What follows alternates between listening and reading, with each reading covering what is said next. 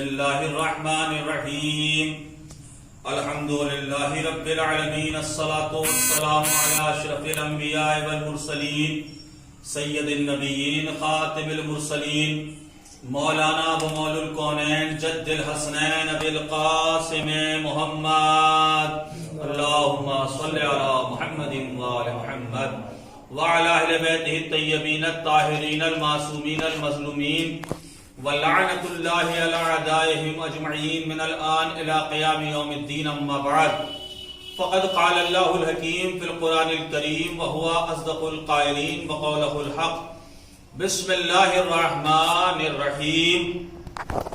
يا أيها الذين آمنوا كتب عليكم الصيام كما كتب من قبلكم لعلكم تتقون.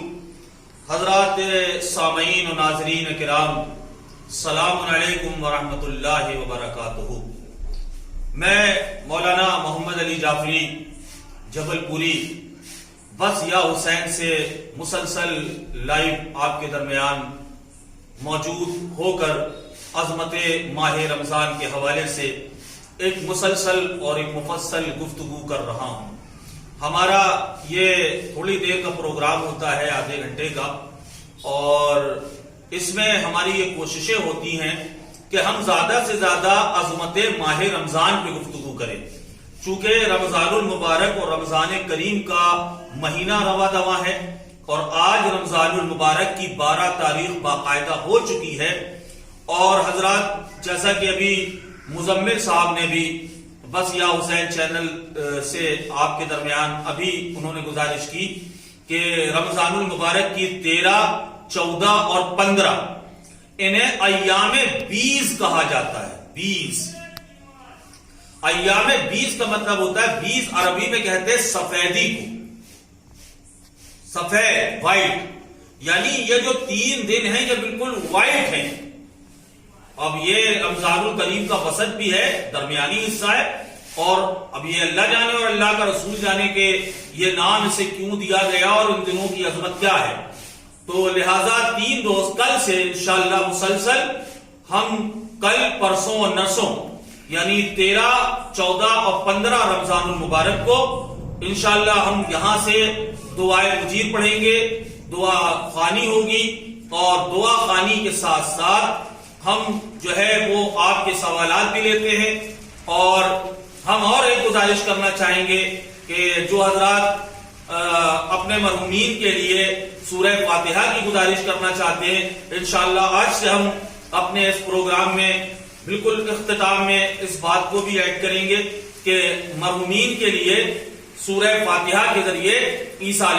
ثواب کیا جائے. تو آپ کے جو دینی سوالات ہیں آپ ہمیں لکھ کر بھیجیں. کل ایک صاحب نے سوال کیا تھا، مزمل صاحب نے بتایا کہ کیا وجہ ہے کہ کربلا کے میدان میں جب امام حسین علیہ السلام نے بنی اسد کے قافلے سے زمین خریدی تو وہ جو بے نامہ ہوا، جو رجسٹری ہوئی، وہ جناب علی اکبر کے نام پہ ہوئی، جبکہ کربلا میں امام زین العابدین علیہ السلام موجود تھے، اور امام زین العابدین عمر میں اور مرتبے سب میں جناب علی اکبر سے بڑے ہیں. تو پھر جناب امام زین العابدین علیہ السلام کے نام پہ کیوں نہیں بے نامہ ہوا، اور کیوں نہیں امام زین العابدین کے نام پہ جو ہے وہ اس کی رجسٹری کی گئی، کیوں جناب علی اکبر کے نام پہ کی گئی؟ تو حضرات اس کا جواب تو بڑا مفصل ہے، ہمیں چونکہ آدھے گھنٹے تک کے لیے آنا ہوتا ہے. ہم صرف آپ کی خدمت میں یہ گزارش کر سکتے ہیں کہ جب کربلا کی زمین خریدی گئی، وہ پورا مفصل واقعہ ہے. 1 لاکھ درہم میں بنی اسد کے قافلے سے مولا نے خریدا تھا، اور پھر 3 شرطوں کے ساتھ مولا نے انہیں ہبا کر دیا تھا کہ جب کوئی ہمارا نام پتہ پوچھے تو اس کو ہمارا نام بتانا، ہماری قبر کا نشان بتانا، 3 دن ہمارا مہمان رکھنا. تو جب مولا نے یہ زمین خریدی ہے تو باقاعدہ جناب عباس علیہ السلام، جناب عباس سے مولا نے مشورہ کیا کہ اس کی جو ہے وہ اس کا بے نامہ کس کے نام پہ لکھا جائے. تو جناب عباس علیہ السلام نے اشارہ کیا جناب زینب کبریٰ سلام اللہ علیہا کی طرف. تو امام حسین علیہ السلام نے جناب زینب سے پوچھا کہ یہ بے نامہ کس کے نام پہ کیا جائے؟ تو آپ نے کہا میری دلی خواہش یہ ہے کہ یہ بینامہ علی اکبر کے نام پہ ہونا چاہیے۔ تو اس وجہ سے چونکہ جناب زینب جو امام حسین کی شریکہ ہیں، شریکت الحسین آپ کو کہا جاتا ہے، اور آپ کے مشن کو آگے لے جانے والی ہیں، اور خود امام حسین علیہ السلام نے وصیت کی تھی، میری بہن مجھے نماز شب میں فراموش نہ کرنا۔ تو جناب زینب سلام اللہ علیہ کی خواہش کا احترام کرتے ہوئے مولا امام زین العابدین نے زمین کربلا کو حضرت علی اکبر کے نام پہ خریدا۔ یہ تھا جواب جو ہم نے دیا، اور اسی طرح ہم آپ کے جوابات دیتے رہیں گے۔ آپ کے جو بھی دینی مذہبی سوالات ہیں آپ ہم سے کریں، اور ہاں ہم آپ سے اور گزارش کریں گے کہ جتنے بھی لوگ ہمیں دیکھ رہے ہیں، ہمیں سن رہے ہیں، کہ آپ ہمارے اس چینل بس یا حسین کو زیادہ سے زیادہ سبسکرائب کریں، زیادہ سے زیادہ لوگوں تک پہنچائیں، زیادہ سے زیادہ دیکھیں اسے، تاکہ ہمیں ویو ملتے رہے اور ہمیں لگے کہ ہاں ہماری محنت اور ہماری کاوش جو ہم آپ تک پہنچانے کی کوشش کر رہے ہیں اس میں ہمیں کامیابی مل رہی ہے۔ ہمیں بڑی دلی خوشی ہوگی اگر آپ کمنٹ کریں، لائک کریں، شیئر کریں، ہم سے سوالات کریں، تو ہمیں بھی ہماری حوصلہ افزائی ہوگی، اور ہمیں ایسا لگے گا کہ ہمیں ہماری محنت کا صلہ اللہ کی طرف سے تو ملنا بھی ہے، ملنا ہی ہے، آپ کی طرف سے بھی رجحان آنا شروع ہو گیا ہے، اور آپ کی طرف سے بھی ہمیں ہماری محنت کا صلہ مل رہا ہے۔ حضرات، گفتگو عظمت ماہ رمضان کی ہے۔ یہ رمضان کا مہینہ کیا اگر سال بھر ہم اس پہ گفتگو کریں تو یہ بہت کم ہے۔ اس کی عظمت کو نہ بیان کیا جا سکتا ہے اور نہ اس کی فضیلت کو لفظوں میں بیان کیا جا سکتا ہے۔ ہاں، جتنا ہمیں کتابوں میں ملتا ہے اور جتنا ائمہ طاہرین علیہ السلام سے ہم تک پہنچا ہے وہ ہم آپ تک پہنچانے کی کوشش کر رہے ہیں۔ چونکہ اس وقت پوری دنیا میں لاک ڈاؤن ہے، آپ حضرات اپنے اپنے گھروں میں جو ہے وہ قید کی زندگی گزار رہے ہیں، تو اس لیے آپ باہر نکل نہیں سکتے، مسجدیں ویران ہیں، اس لیے ہم نے یہ پروگرام آپ کے لیے رکھا ہے تاکہ آپ اپنے موبائل پہ گھر بیٹھے ہدایت حاصل کر سکیں، آپ تک میسج اور پیغامات رمضان المبارک کے حوالے سے پہنچتے رہیں۔ حضرات، کل ہم نے حضور ختمیہ مرتبہ کے خطبے کے کچھ اقتباس کو بیان کیا تھا۔ ہم نے یہاں تک بیان کیا تھا کہ رسول اللہ صلی اللہ علیہ وسلم رمضان المبارک میں قیدیوں کو رہا کر دیتے تھے اور ہر ایک سائل کو عطا فرماتے تھے۔ اب یہاں سے مؤلف کہہ رہے ہیں، جو کتاب کے لکھنے والے ہیں، کہ مؤلف فرماتے ہیں کہ رمضان المبارک کا مہینہ اللہ کا مہینہ ہے، اسے شہر اللہ کہا ہی جاتا ہے، یہ اللہ کا مہینہ ہے اور تمام مہینوں سے زیادہ شرافت دار ہے، یعنی اس کا شرف تمام مہینوں سے زیادہ ہے اور یہ تمام مہینوں کا سید و سردار ہے۔ یہ وہ مہینہ ہے کہ جس میں آسمان اور جنت اور رحمت کے دروازے کھلے ہوتے ہیں اور جہنم کے دروازے بند کر دیے جاتے ہیں، اور اس مہینے میں ایک ایسی رات بھی ہے جس میں عبادت کرنا 1000 مہینے سے بہتر ہے، اسے ہی شب قدر کہا جاتا ہے، جس میں اللہ نے پورے قرآن کو لوح محفوظ پہ اتارا۔ قرآن تو ایک ہی رات میں نازل ہوا لیکن لوح محفوظ پر، اور پھر جب جیسی ضرورت پیش آتی رہی ویسے آیت آیت کر کے رسول اللہ صلی اللہ علیہ وآلہ وسلم کے قلب مطہر پر آپ کے سینے پہ نازل ہوتا رہا۔ تو ایک شب میں اترا ہے قرآن جسے شب قدر کہا جاتا ہے، اور اللہ نے خود قرآن میں کہا ہے کہ لیلۃ القدر خیر من الف شہر، کہ شب قدر 1000 مہینوں سے بہتر ہے،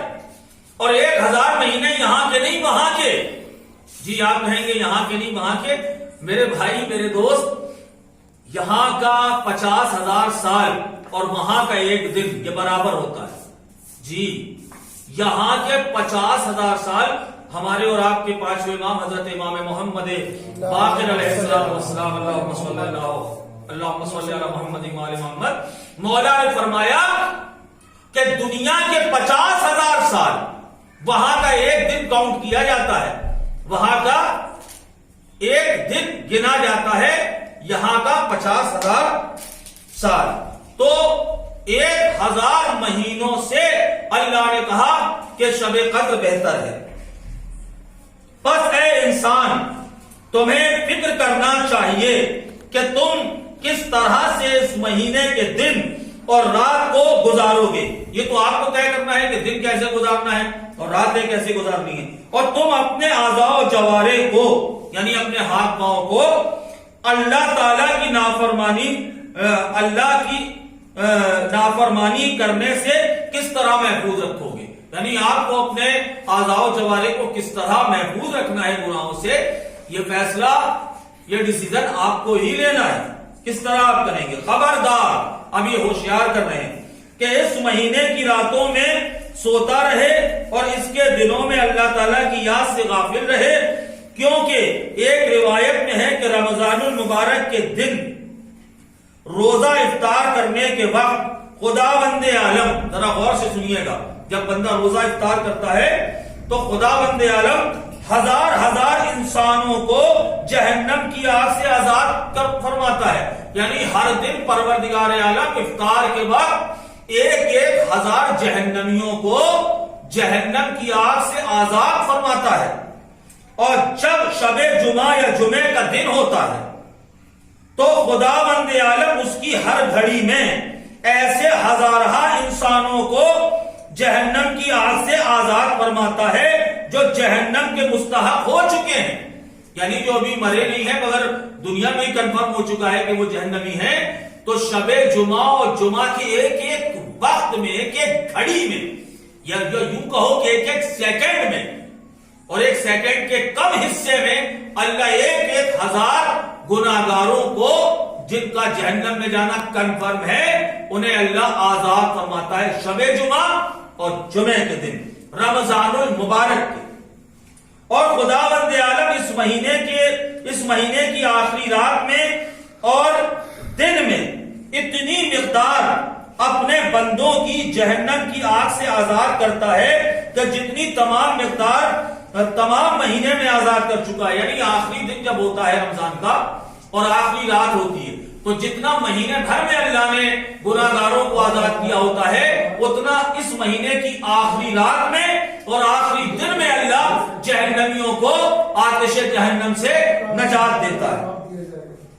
بس اے میرے عزیز دوست ملتفت رہ کہ کہیں ماہ مبارک ختم نہ ہو جائے. توجہ رکھیے گا. اور ابھی تیری گردن پر گناہ باقی ہوں، اور جب روزہ رکھنے والے اپنے روزوں کی مزدوری لے رہے ہوں اور تو ان لوگوں سے جو کہ اس سے محروم کیے جا رہے ہوں. بچنا کہ جب خداوند عالم روزوں کا ثواب تقسیم کر رہا ہو اور آپ روز خوری کر کے اس کے محروم رہ جائیں، اس دن سے بچنا، اس گھڑی سے بچنا. للہ روزے ضرور رکھنا. اگر اللہ نے تمہیں صحت دی ہے اور تم پر روزے واجب ہیں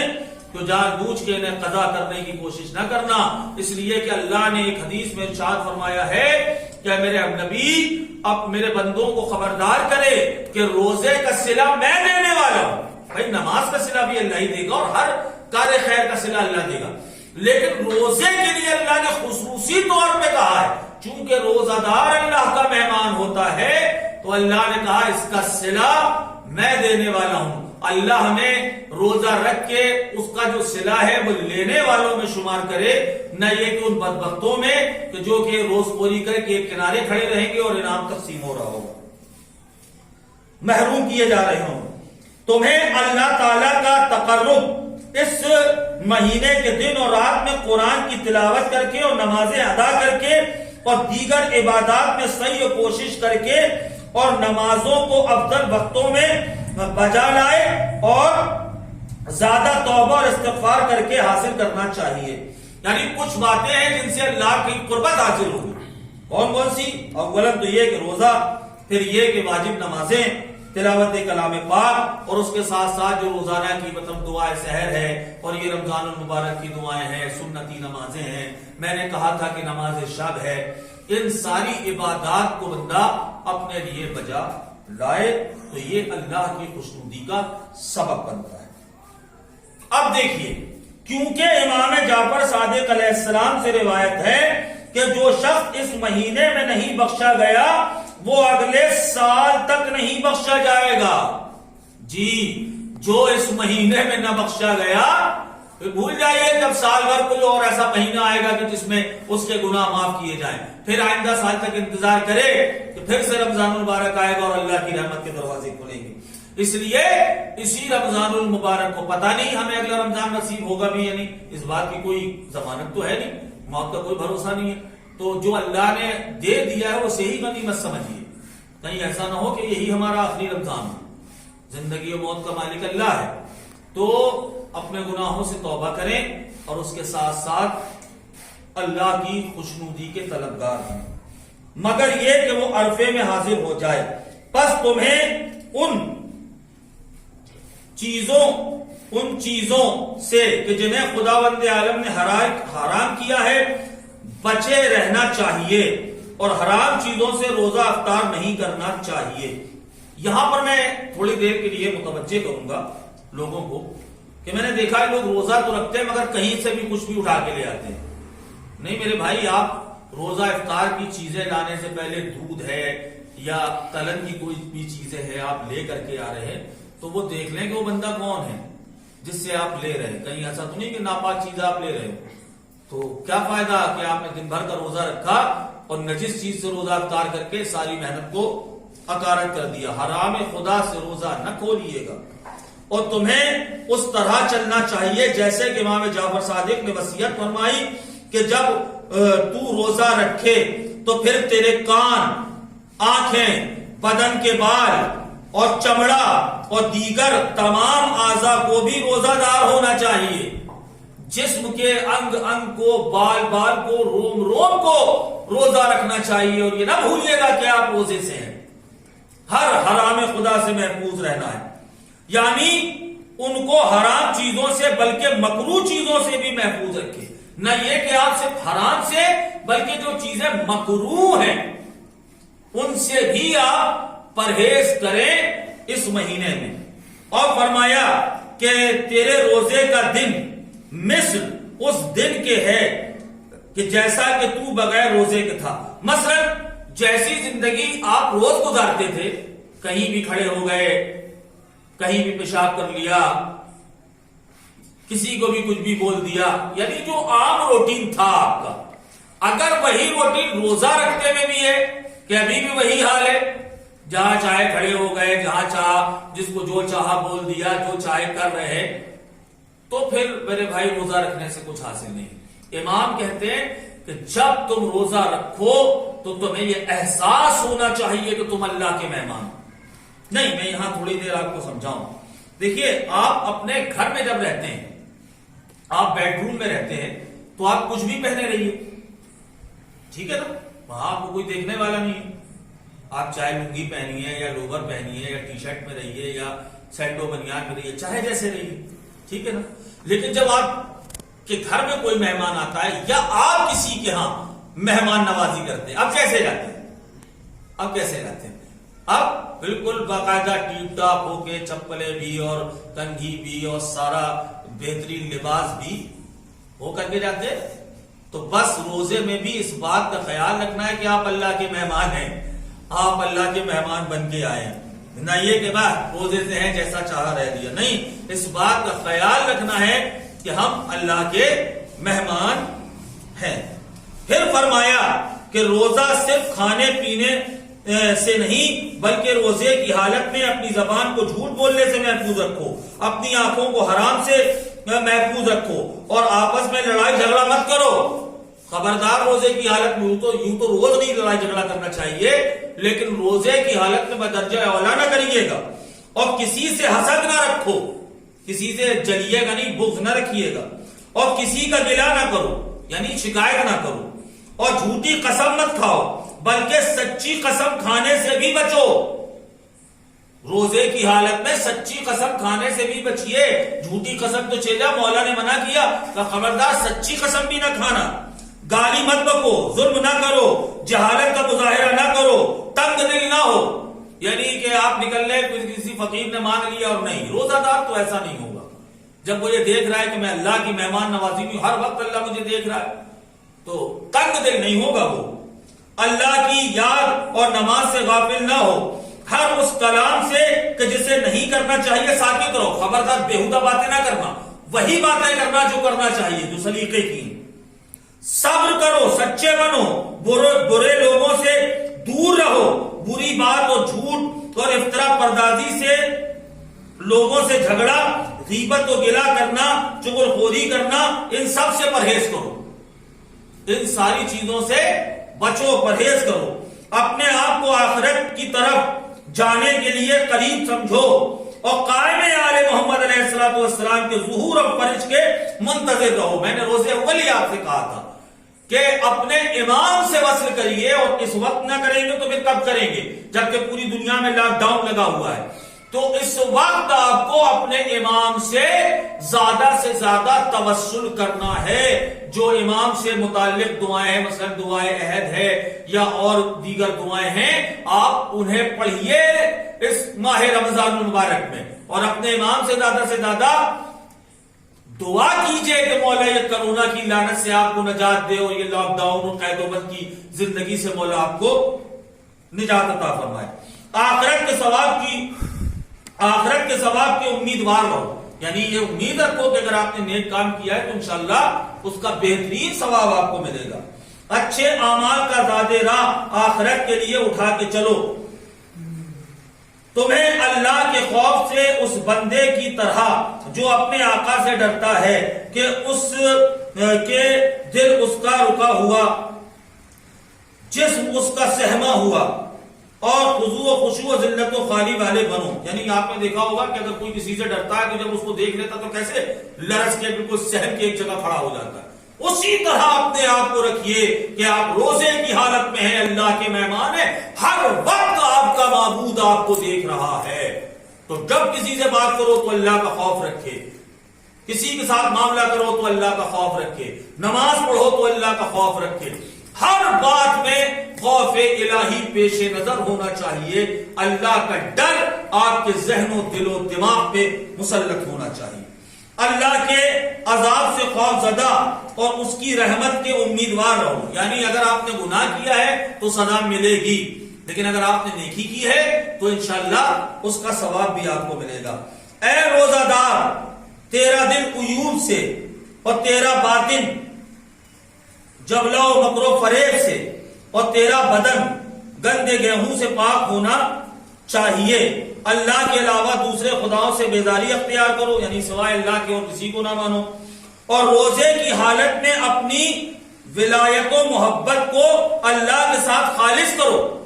یعنی خلوص کے ساتھ اللہ کی جو ہے وہ عبادت کرو، اور ہر اس چیز سے کہ جس سے اللہ نے اعلانیاً و مخفن روک دیا ہے خاموش رہو، یعنی جس کو اللہ نے چھپا کے بھی کرنے سے منع کیا ہے اور کھلا بھی کرنے سے منع کیا ہے، ہر اس چیز سے اپنے آپ کو بچائے، اور خدائے قہار سے ظاہر و باطن میں ویسا خوف رکھو جیسے کہ خوف رکھنے کا حق ہے، اور روزے کی حالت میں اپنے بدن اور روح کو خدا بند عالم کے لیے بخش دو، وقف کر دو اپنے بدن کو کہ یہ بدن اللہ کے لیے ہے، یہ روح اللہ کے لیے ہے روزے کی حالت میں، اور اپنے دل کو صرف اس کی محبت اور یاد کے لیے فارغ کر دو، یعنی اور کسی کی یاد آپ کے دل میں نہ رہے سوائے اللہ کے اور اللہ کے رسول اور اس کے اہل بیت کے، اور اپنے جسم کو ہر اس چیز کے لیے مطیع کر دو کہ جس کا خداوند عالم نے حکم دیا، یعنی جیسے مؤذن نے کہا اللہ اکبر آپ نے پھٹ سے مصلی بچھایا، نماز سے فارغ ہوئے فوراً قرآن مجید کی تلاوت شروع کر دی، اپنے بدن کو بالکل وقف کر دیجئے اللہ کی خوشنودی کے لیے۔ اگر تم ان سب چیزوں پر عمل کر لو جو روزے کے لائق ہیں تو پھر تم نے اللہ کی فرماشائد پر عمل کیا، یعنی جو اللہ چاہتا تھا آپ نے اس پہ عمل کیا ہے، اور اگر ان چیزوں میں جن کا میں نے ذکر کیا کچھ تم کو کم کر دو تو تمہارے روزے کے ثواب و فضیلت میں بھی اتنا کم ہو جائے گا۔ آپ کہیں صاحب اتنی ساری شرطیں لاد دی وہ تھوڑا تھوڑا کم ہو جائے، تو وہ تھوڑا تھوڑا تو کم نہیں ہوگا بلکہ آپ کے روزے کا ثواب تھوڑا تھوڑا ضرور کم ہو جائے گا۔ تحقیق میرے والد ماجد نے فرمایا کہ جناب رسول خدا صلی اللہ علیہ وسلم نے ایک عورت کو روزے کی حالت میں اپنی لونڈی کو گالی دیتے سنا تو حضرت نے کھانا منگوایا اور اس عورت سے کہا کہ اسے کھلاؤ۔ اس عورت نے عرض کی میں روزے سے ہوں۔ حضرت نے فرمایا کہ یہ کیسا روزہ ہے؟ حالانکہ تو نے اپنی لونڈی کو گالیاں دی ہیں. سن لیا آپ نے, اس نے صرف ایک گالی بکی تھی اپنی کنیز کو, رسول اللہ نے فوراً اس کا روزہ افطار کروا دیا کہ اب روزہ رکھنے سے کیا فائدہ جب گالی زبان سے نکل گئی. تو آپ بھی روزے کی حالت میں اس بات کا خیال رکھیے گا کہ گالی گلوچ اور دیگر خرافات سے پرہیز کریں. روزہ صرف کھانے اور پینے کے بند کر دینے سے نہیں ہوتا, بلکہ خداوند عالم نے تو روزے کو تمام قبیح اور جیسے بدکاری اور بدگفتاری وغیرہ سے حجاب قرار دیا ہے. یعنی یہ کیا ہے, زبان اور کردار دونوں محفوظ رہے گناہوں سے, اسی کا نام روزہ ہے. حقیقی روزہ دار بہت کم ہیں. اب سنیے نبی کیا کہہ رہے ہیں. جو صحیح معنوں میں روزہ دار ہیں, دکھاوے والے تو بہت ہیں جو کھانا پینا چھوڑے ہوئے ہیں, وہ اصل میں جو ان شرائط پہ عمل نہیں کر رہے ہیں وہ بھوک ہڑتال کر رہے ہیں, روزہ داری نہیں کر رہے. سنیے نبی کیا کہہ رہے ہیں. حقیقی روزہ دار بہت کم ہیں اور صرف بھوکے رہنے والے زیادہ ہیں. دیکھیے نبی نے واضح کر دیا, یہ میں نہیں کہہ رہا ہوں, یہ رسول خدا کی لفظیں ہیں اور یہ کتاب آپ کے سامنے, اس لیے میں کتاب سے مفاتیح الجنان سے دیکھ کے پڑھ رہا ہوں. حضرت امیر المومنین علیہ الصلوۃ والسلام اللہم صلی علی محمد و آل محمد نے فرمایا کہ کتنے روزہ دار ہوں کہ جن کا حصہ سوائے بھوکے اور پیاسے رہنے کے کچھ اور نہیں. کتنے ایسے روزہ دار ہیں جن کے حصے میں بھوک اور پیاس آئی ہے, چونکہ انہوں نے شرائط کو قبول ہی نہیں کیا, عمل ہی نہیں کیا, صرف بھوک اور پیاس آئی ہے, کوئی ثواب نہیں آیا, کوئی نیکی نہیں آئی, اللہ کی خوشنودی نہیں آئی. اور کتنے عبادت گزار ہیں جن کا نصیب ان عبادتوں سے سوائے زحمت بدن کے اور کچھ نہیں.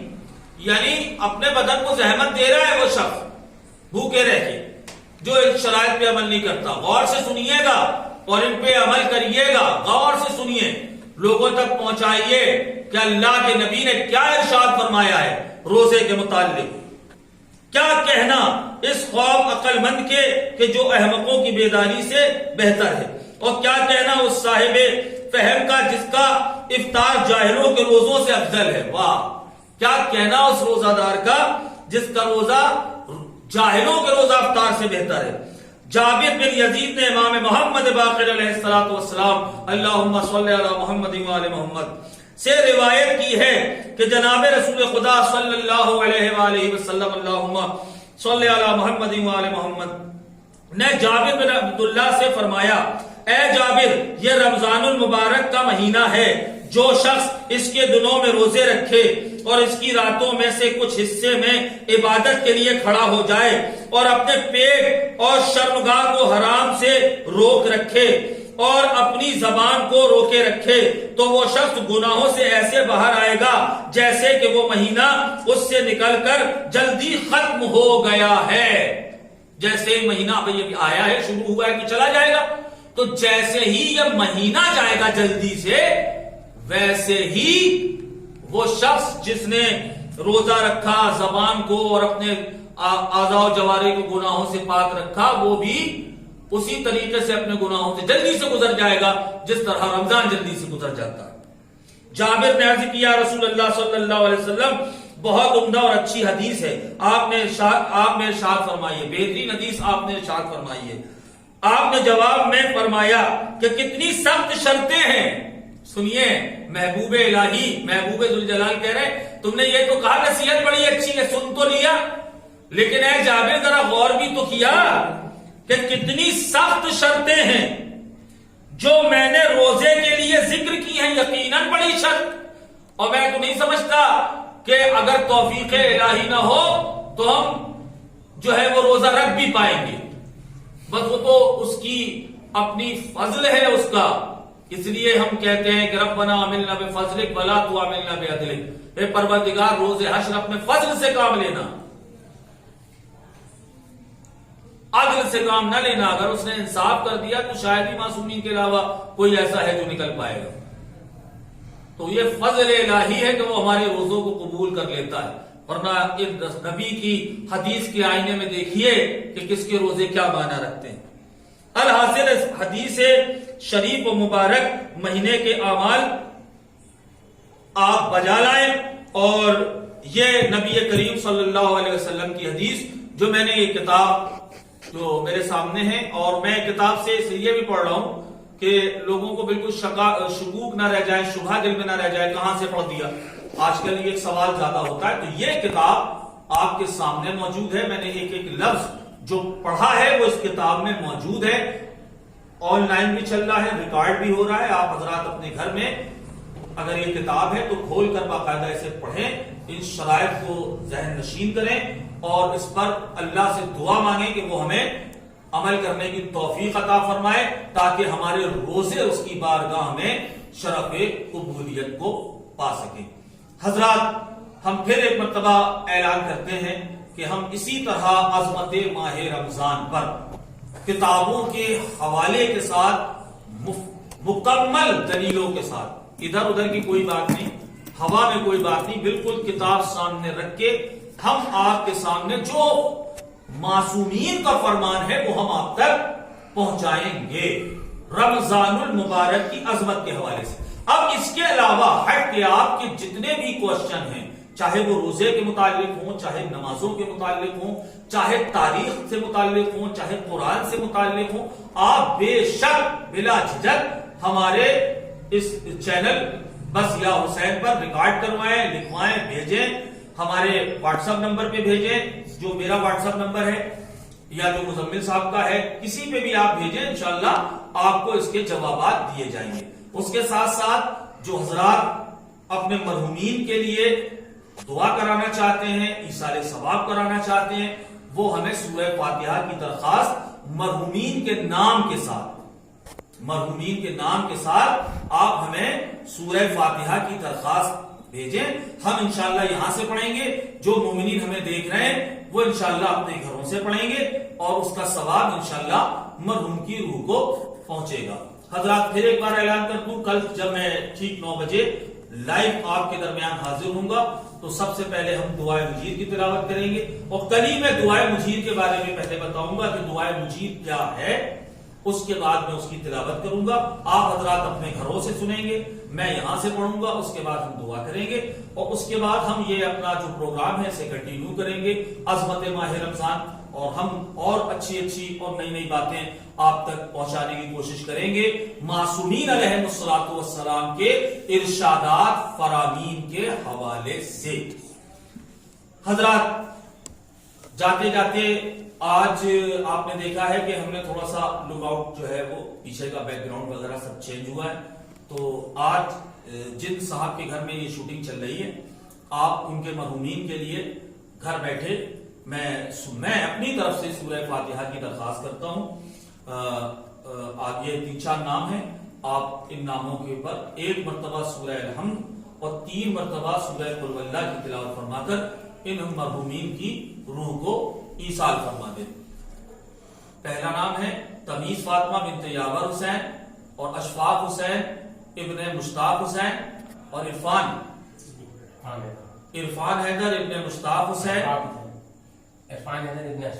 عرفان حیدر ابن اشفاق حسین اور یوسف حسین ابن جواد حسین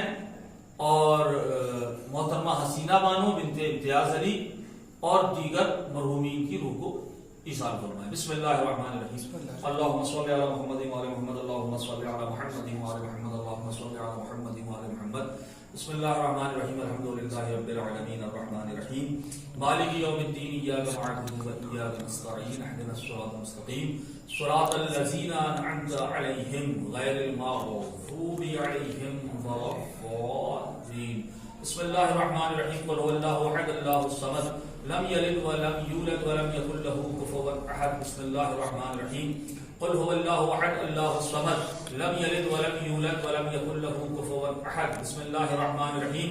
قل هو اللہ احد اللہ الصمد لم یلد ولم یولد ولم یکن له کفوا احد۔ کذالک اللہ ربی، اللہم صل علی محمد وعلی محمد، اللہم صل علی محمد وعلی محمد، اللہم صل علی محمد وعلی محمد۔ بارے اللہ شروع ہوگا۔